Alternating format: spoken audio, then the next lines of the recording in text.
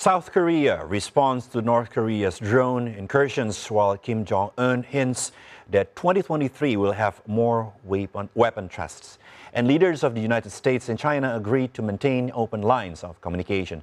Chris Casquejo has more on VOA's Asia Weekly.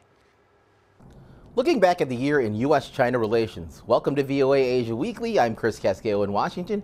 That story's just ahead, but first making headlines. North Korea sent several small drones into South Korean airspace Monday, Seoul officials said, prompting South Korea's military to fly its own unmanned surveillance aircraft north of the sensitive border.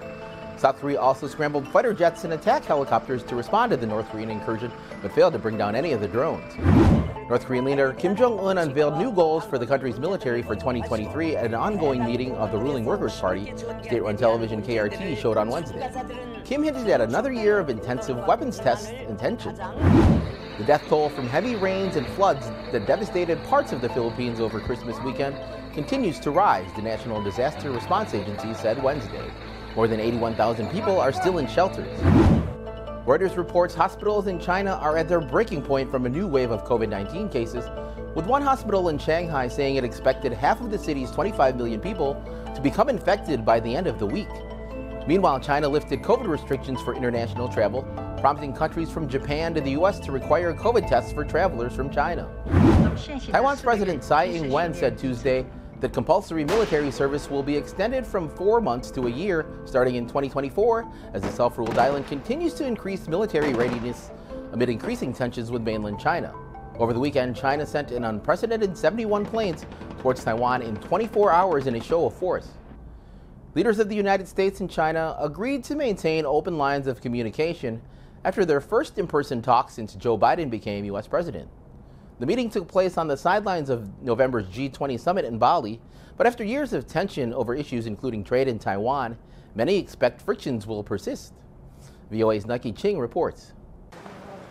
U.S. President Joe Biden and Chinese President Xi Jinping expressed an openness to repair the worsening relationship between the two countries in their first face-to-face talks since Biden became president, pledging that their countries will resume talks on major global priorities. To follow up, Secretary of State Antony Blinken will visit China in early 2023.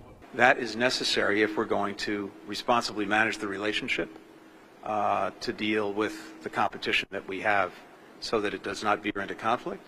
Following House Speaker Nancy Pelosi's visit to Taiwan in August, China suspended climate and military talks with the United States. China also intensified its military deployment against the self-ruled democracy that Beijing claims as its own. The two countries resumed climate talks during COP27 in Egypt, where U.S. Special Envoy John Kerry and Chinese representatives praised the renewed communication. But analysts caution key issues that have driven competition and disagreement between the two countries still persist, including trade, technology, human rights, Taiwan, and the South China Sea. We see both sides building up military power, including in the Indo-Pacific. The U.S. is shifting its posture there. The Chinese continue to build a blue water navy, build long-range strike, and build nuclear weapons, the triad for deterrence and potentially use along those lines. So I think competition and tension is inevitable. In Cambodia, top defense officials from the U.S. and China discussed the need to improve crisis communications, while the U.S. continues to raise concerns about what Washington said is increasingly dangerous behavior by the Chinese military in the region. Naki Chin, VOA News. Visit voanews.com for the most up-to-date stories. You're watching VOA Asia Weekly. Finally, Bangladesh launched its first metro rail service in the densely populated capital on Wednesday. Japan is the main funder. Leaders hope that the South Asian country's development bonanza will continue with both domestic and overseas money. Thanks for watching VOA Asia Weekly. I'm Chris Casquejo. Until next week.